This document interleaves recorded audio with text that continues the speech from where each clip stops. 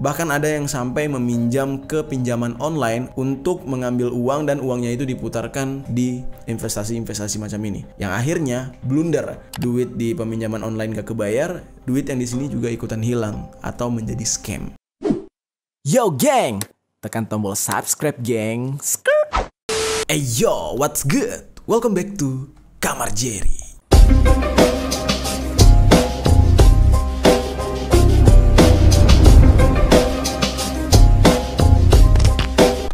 Geng, hari ini kita akan membahas sebuah pembahasan yang cukup unik dan sekarang fenomenanya itu sedang rame dan heboh di Indonesia. Dan pembahasan hari ini gue harap ini hanya sekedar menjadi informasi buat teman-teman, tidak untuk ditiru dan tidak untuk dipraktekkan sebagai aksi kriminalitas. Karena hari ini gue akan bercerita tentang sebuah skema penipuan, yang dimana skema penipuan ini akan gue jelaskan sedetail-detailnya dari mulai sejarah sampai dengan bagaimana tata cara melakukan penipuan jenis ini. Oke, sekali lagi gue ingatkan ini hanya sekedar informasi ya, tidak berarti gue mengajarkan kalian gitu. Dan juga bijaklah dalam menerima informasi, dan gue harap juga bijak dalam berkomentar. Oke, langsung aja kita hari ini akan membahas tentang skema Ponzi di sisi lain.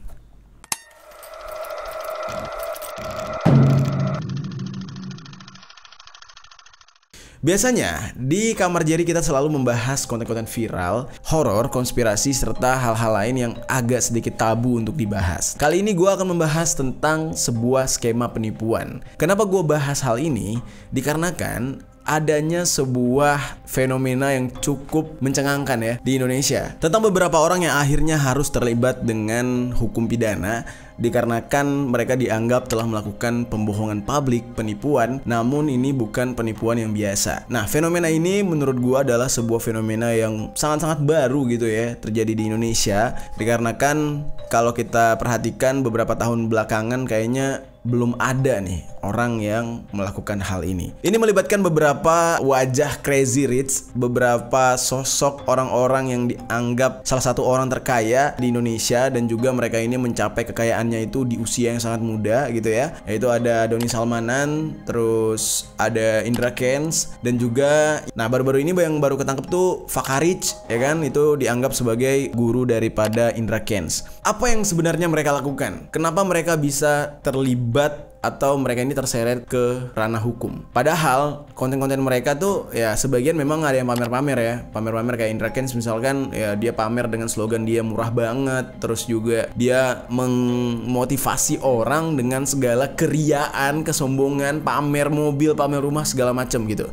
Nah, berbeda dengan Doni Salmanan ini tipikal crazy rich yang naik nama dari berbagi, serta ketika membeli sesuatu tanpa harus lihat price tag atau tanpa harus lihat harga. Contoh aja kayak dia beli mobil dari Arif Muhammad, terus juga dia sempat nyawer Reza Arab, yang bikin Reza Arab jadi pusing sekarang harus ngembaliin duit ya. Orang-orang ini berbagai macam cara mereka membranding diri atau mereka memperkenalkan diri mereka sebagai orang kaya yang sukses. Hal tersebut sebenarnya bertentangan dengan budaya kita di Indonesia, dimana budaya kita di Indonesia sebagai orang dengan budaya ketimuran gitu ya, kita ini penganut sikap sopan santun yang benar-benar luar biasa, harus ditekankan di bagian itu. Karena sedikit aja kita melakukan hal yang berbau atau mengarah ke sombong, udah pasti kita dihujat. Berbau pamer udah pasti dihujat, berbau ria udah pasti dihujat. Nah, namun hal itu akhirnya sejalan dengan kondisi negara kita Indonesia sekarang, dimana di saat orang-orang ini pamer sebagai crazy rich, mereka pamer mereka kaya, mereka sukses, akhirnya yang tadinya budaya kita itu mengharamkan hal tersebut, biasanya kita tuh anti ngelihat orang-orang pamer,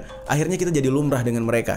Kenapa demikian? Yaitu dikarenakan ekonomi kita lagi sulit, dikarenakan terlalu banyak orang susah sekarang di negara kita, yang membuat orang-orang ini mau tidak mau ya, dengan kata kasar nih ya, harus memuji para crazy rich pamer ini dengan tujuan mereka bisa dapetin hadiah, giveaway, atau bantuan. Kata kasarnya lagi adalah menjilat gitu. Jadi akhirnya banyak orang yang melumrahkan atau mewajarkan crazy rich ini pamer, dan mereka menganggap kalau itu bukan ria, kalau ini adalah sebuah motivasi, dengan satu alasan alasan yaitu ya siapa tahu ini Crazy Rich ngelihat gue muji-muji dia terus gue dapat duit gitu. Kurang lebih lah kayak gitu. Nah makanya jangan heran budaya nge-branding diri dengan cara pamer di Indonesia pada akhirnya menjadi suatu cara yang ampuh dan tidak lagi dihujat. Belakangan para Crazy Rich ini akhirnya berurusan dengan pihak kepolisian dikarenakan mereka ini hasil kekayaannya itu nggak masuk akal dan juga mereka hasil kekayaannya itu didapatkan dari sebuah skema investasi yang dimana investasi yang mereka buat itu skemanya mengarah ke penipuan publik, merugikan uang rakyat. Investasi yang mereka lakukan atau investasi yang mereka kenalkan adalah sebuah investasi bodong dan juga tidak resmi. Dan jujur aja nih geng ya, sebenarnya di Indonesia sendiri banyak orang yang mempromosikan investasi atau aplikasi yang mereka pakai. Nah berbeda dengan para afiliator. Kalau afiliator ini lebih jelasnya itu kayak mereka tuh agent, orang yang mencari orang-orang yang mau bermain aplikasi ini dan uang si orang yang dia jebak ini atau orang tersebut itu masuk ke kantongnya dia. Makanya penghasilannya gede banget. Dan penghasilan mereka geng luar biasa, sampai ratusan miliar. Dan bahkan ada salah satu afiliator yang sampai detik ini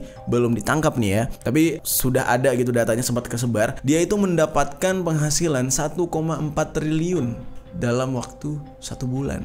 Gokil nggak tuh?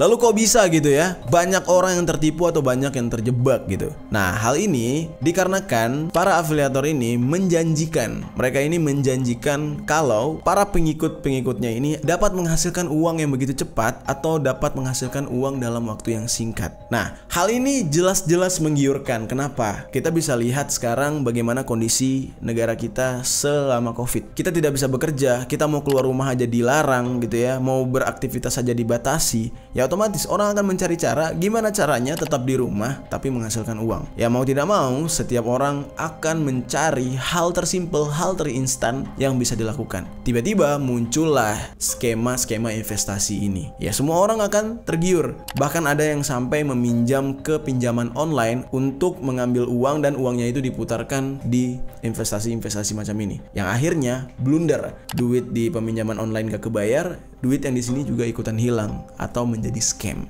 Nah, skema yang mereka gunakan adalah mendapatkan uang dari si korban pertama, lalu uang tersebut akan diberikan kepada si korban kedua. Ini mirip dengan MLM lah gitu ya. Kita mencari korban-korban yang berakar. Jadi si pelaku pertama nyari korban pertama akan mencari korban kedua akan mencari korban ketiga. Dan perputaran uangnya hanya di situ-situ aja. Nah, sebenarnya ini hanya sebuah penipuan yang dimana uangnya itu kayak gali lubang tutup lubang, atau uangnya itu digilir, dioper-oper. Sebenarnya skema yang mereka lakukan ini adalah sebuah skema yang cukup tua atau skema yang sudah lama ada di muka bumi ini. Hanya saja di Indonesia baru booming. Ini disebut dengan money game atau permainan uang. Dan hal ini sudah dikenal di negara luar sana atau di negara barat sana dengan nama skema Ponzi. Nah, sebelum kita masuk nih ya ke pembahasan tentang bagaimana sih caranya skema Ponzi ini bekerja, gua bakal ceritain dulu ke kalian secara singkat apa itu skema Ponzi.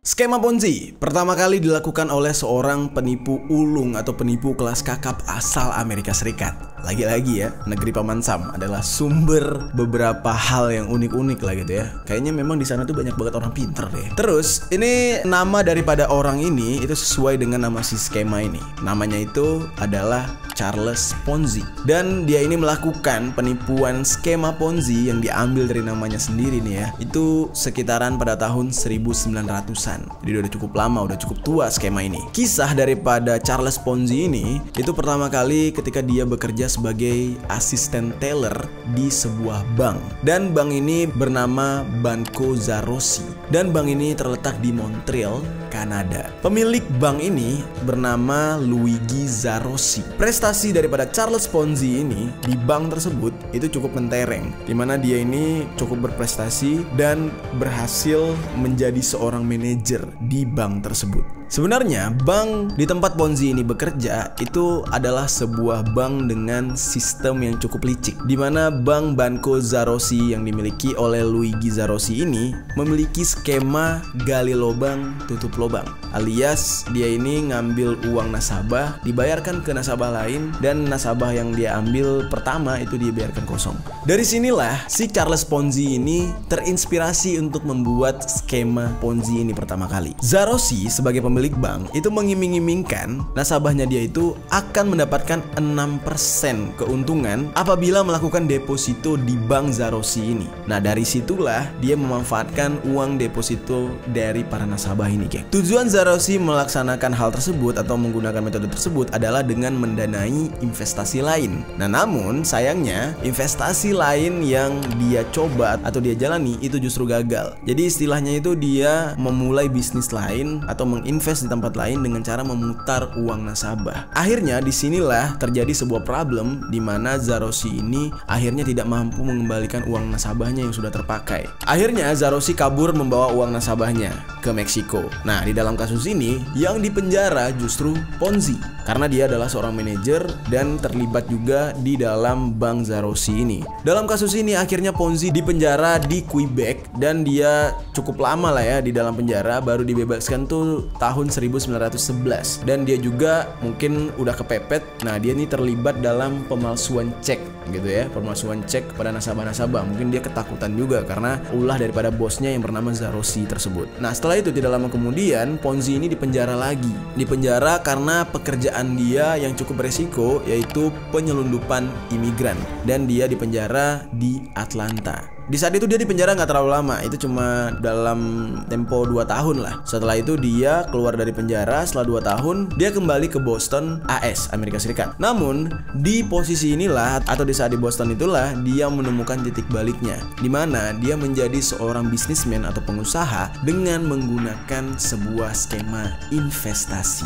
Pada tahun 1919 Ponzi memulai bisnis kecilnya di Boston. Idenya berawal dari sebuah surat kiriman dari sebuah perusahaan di Spanyol yang menanyakan harga katalog iklan di Amerika. Jadi ada perusahaan Spanyol yang pengen campaign mungkin atau memasang iklan di Amerika di saat itu, dan Ponzi menerima surat tersebut. Di situ Ponzi mendapatkan sebuah International Replay Coupon atau IRC. Kupon tersebut bisa ditukar dengan sejumlah cap pos, atau dengan sebutan lain tuh kayak perangko prioritas dari negara lain. Karena di zaman dulu kan kirim-mengirim surat tuh membutuhkan cap stempel pos dan juga perangko. Makanya jangan heran banyak sekali orang di dunia yang menjadi kolektor perangko, karena itu merupakan sebuah hal atau sebuah benda yang nilai sejarahnya cukup tinggi. Dari situlah dia mendapatkan ide atau melihat sebuah kesempatan emas dan tidak mau menyia-nyiakan hal tersebut. Di saat itu Ponzi langsung menyusun sebuah rencana. Dia membeli sebuah IRC dari suatu negara. Keuntungan bakal datang apabila IRC tersebut dia tukar dengan perangko-perangko mahal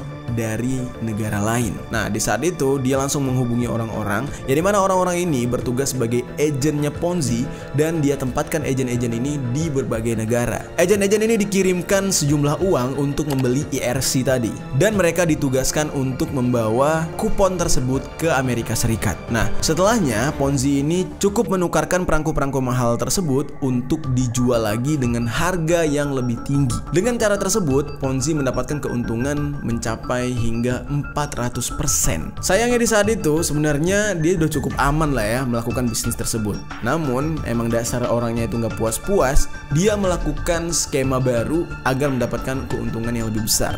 Nama skema ini adalah skema piramida dengan sasaran yang jauh lebih besar lagi dari awal.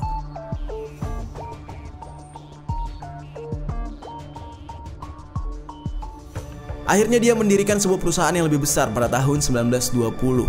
Namanya itu adalah The Securities Exchange Company. Dari sinilah Ponzi melaksanakan atau mengerjakan sebuah skema baru, di mana dia di sini menjanjikan kepada orang-orang iming-iming balik modal dan keuntungan 50% dari modal awal dalam waktu yang sangat singkat, yaitu 45 hari. Jadi kayak kita minjamin 30 juta, maka kita akan mendapatkan keuntungan 45 juta. Jadi kurang lebih skema dia tuh kayak gitu. Berbekal dengan komunikasi dia yang sangat baik dan dia ini memang jago banget gitu ya ngelobi atau pitching sampai-sampai orang percaya dengan dia. Akhirnya untuk pertama kali dia mendapatkan 18 orang investor. Dari investor-investor ini dia berhasil mengumpulkan dana atau uang sebesar 1.800 US dollar di saat itu. Dan ini merupakan angka yang cukup tinggi ya geng ya. Karena kalau misalkan kita bandingkan di saat zaman itu 1.800 US dollar tuh gila juga gitu ya jumlah uangnya gitu. Namun di dalam hal ini dia itu menepati janjinya. Sesuai dengan janjinya di awal, dia melimpahkan keuntungan kepada para investornya tersebut. Nah, ini baru pancingan pertama nih, geng. Nah, seiring berjalan waktu, investasi ini menarik lebih banyak orang lagi. Nah, setelah dia menarik perhatian banyak orang, menjadikan orang-orang tersebut berminat berinvestasi kepada dia. Nah, disinilah dia memulai yang namanya skema manipulasi. Dari skemanya dia ini, dia hanya memutar-mutarkan uang. Jadi dari orang lama dikasih ke yang baru ini dikasih lagi ke yang lebih baru lagi. Dalam praktiknya dia itu, dia bisa mengantongi uang sebesar 250.000 US dollar dalam satu hari. Kebayang gak tuh? Namun yang namanya ya sepandai-pandainya tupai melompat ya kan, pasti akan ketahuan juga gitu, akan jatuh juga. Skema penipuan atau skema manipulasi yang dimiliki oleh Ponzi ini lama-lama mulai terendus dan mulai mencurigakan. Ketika sudah terendus, nah ini tidak sedikit orang-orang yang penasaran dengan skema yang dia gunakan. Salah satunya adalah pihak dari surat kabar Boston Post. Mereka langsung melakukan investigasi khusus tentang persoalan skema Ponzi ini. Beragam temuan daripada pihak Boston Post ini akhirnya langsung mengguncang perusahaan milik Ponzi ini, dan banyak orang yang mempertanyakan tentang skema Ponzi. Nah, ujung-ujungnya dari hal tersebut, dari kecurigaan Boston Post tersebut, tidak ada lagi investor yang mau menginvestasikan uang mereka di perusahaan Ponzi. Dari hal tersebutlah akhirnya dia mendapatkan kecaman dari banyak orang dan perusahaannya ini ambruk. Jadi skema penipuannya dia ini akhirnya terhendus dan dia diperiksa oleh kepolisian dan harus meringkuk di penjara. Dan dia mulai ditangkap pada tanggal 12 Agustus tahun 1920 dengan 86 dakwaan terkait tentang penipuan dan penggelapan uang. Gila, 86 dakwaan geng, gak sedikit tuh. Di pengadilan, Ponzi ini akhirnya mengaku bersalah dan divonis 14 tahun penjara. Setelah dia bebas pada tahun 1934, dia ini dideportasi dari Amerika ke Italia.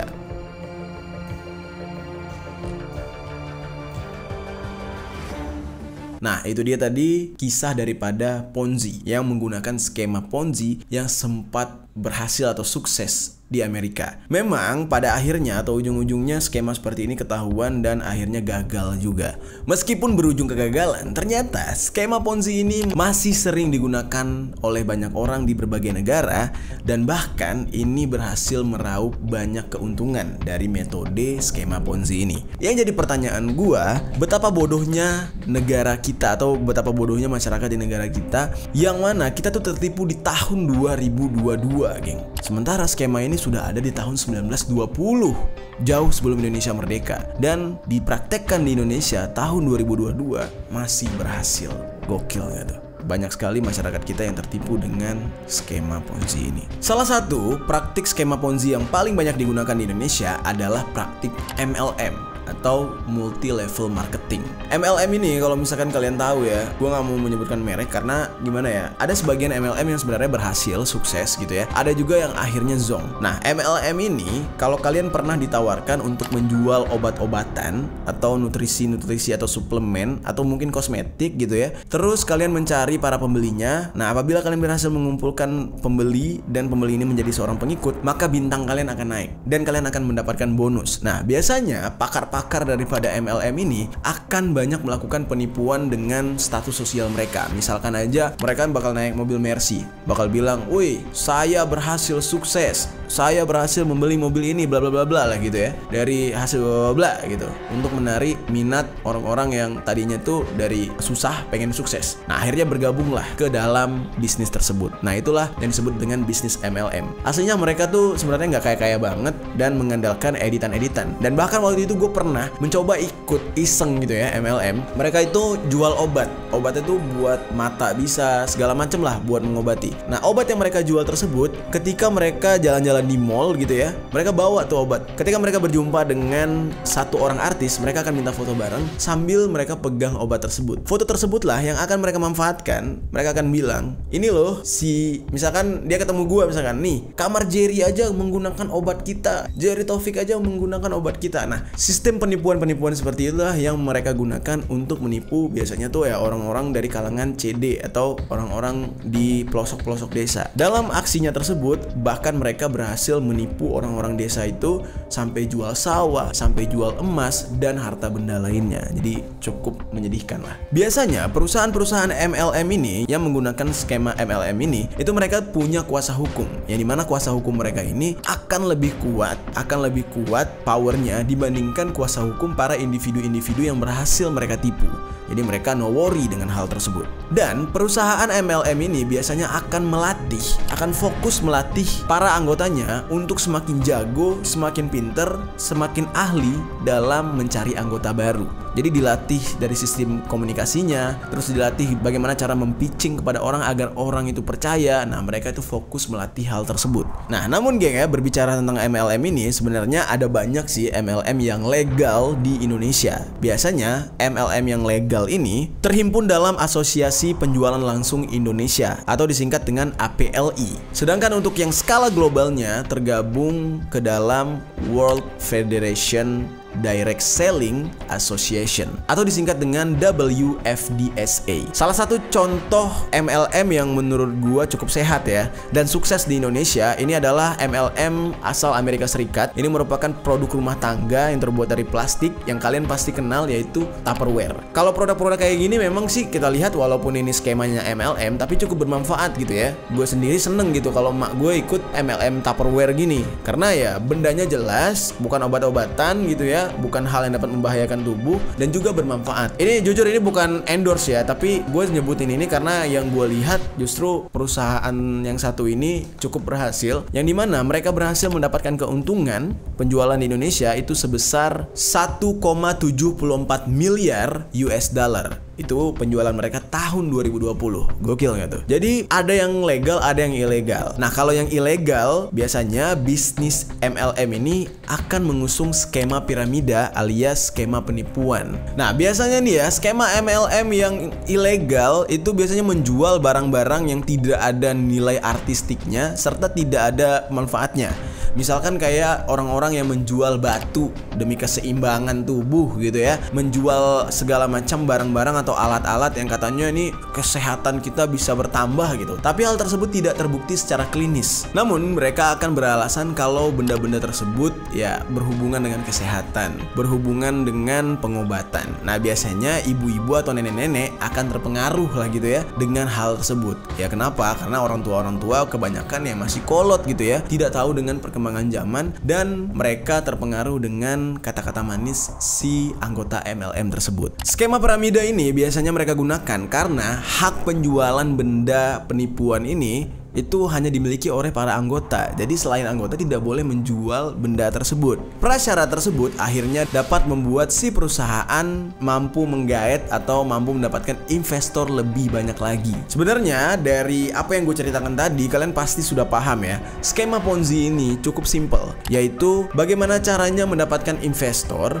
lalu mendapatkan investor di gelombang kedua, dan duit atau uang daripada investor gelombang kedua ini diberikan kepada investor gelombang pertama, alias cuma mindah-mindahin duit doang. Jadi investor pertama ini masuk ngasih duit, itu dikantongin sama perusahaan. Nah, ketika si investor kedua masuk, uang investor kedua inilah yang diberikan kepada investor pertama dengan dalih itu adalah keuntungan. Jadi sistemnya gitu terus tuh, muter terus. Investor baru ngisi kantong investor lama, terus investor yang lebih baru lagi ngisi kantong investor yang sebelumnya. Jadi kayak gitu terus. Jadi itulah skema Ponzi simpelnya. Jadi intinya tidak benar-benar ada uang yang dihasilkan. Oke, secara sederhana nih geng ya, skema menjual uang. Nah, konsep yang satu ini dekat dengan aktivitas perbankan atau layanan keuangan yang menjual uang atau menawarkan keuntungan lebih kepada orang yang melakukan deposit atau menabung juga gitu ya. Ya, istilah lainnya adalah memberikan bunga. Yang biasanya bunga ini nilainya itu jauh lebih kecil daripada biaya yang mereka kenakan kepada orang lain yang melakukan peminjaman atau membeli uang. Jadi ceritanya itu kayak gini, kalau ada orang yang nyimpan uang, misalkan gue nyimpan uang, pihak bank akan menjanjikan, oh kalau bapak nyimpannya 1 juta, maka bapak akan mendapatkan bunga. Bunganya sebesar berapa? Misalkan ya bunganya itu Rp20.000 per bulan. Rp20.000 ini dia dapatkan dari mana? Ternyata skemanya adalah uang yang kita tabung itu akan diputar kepada si peminjam. Peminjam ini siapa? Orang yang melakukan kredit. Jadi itulah disebut dengan pembeli uang. Nah, biasanya orang yang melakukan kredit ini itu akan dikenakan bunga juga, tapi bukan bunga yang diberikan kepada dia, tapi dia yang harus membayarkan bunga tersebut, atau dengan kata lain itu jasa terhadap si banknya, dan jumlah bunga yang harus dibayar ke bank itu jumlahnya jauh lebih besar daripada bunga yang diberikan bank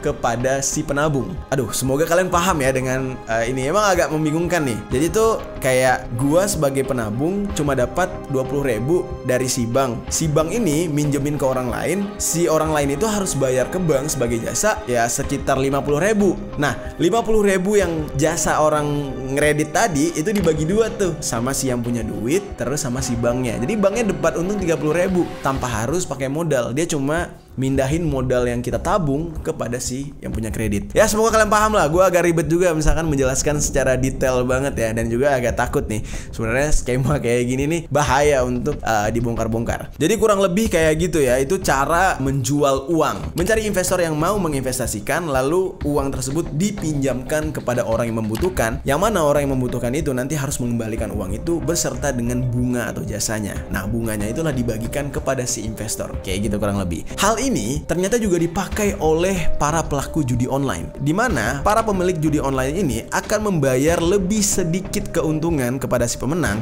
dan mereka akan menyimpan lebih banyak keuntungan daripada orang-orang yang kalah. Jadi sebenarnya apabila melakukan praktik judi, yang akan selalu untung adalah penyedia permainan alias si bandar ya.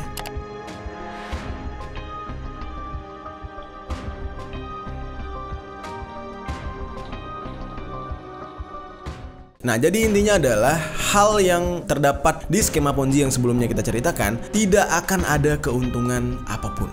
Tidak akan ada yang namanya bunga berlebih, tidak akan ada yang namanya laba di sana. Karena yang dilakukan oleh skema Ponzi adalah gali lubang, tutup lubang. Alias uang yang pertama kali masuk itu masuk ke kantong perusahaan, uang yang kedua masuk akan dibagikan dengan investor yang memasukkan uang di awal. Jadi skemanya kayak gitu terus. Ya, sebenarnya anak SD sekalipun masih bisa melakukan skema investasi bodong atau penipuan macam ini. Hanya saja bagaimana cara dia meyakinkan konsumen. Dan itulah yang terjadi di negara kita saat ini. Banyak yang tertipu karena berhasil diyakinkan oleh para pelaku-pelaku yang menggunakan skema Ponzi.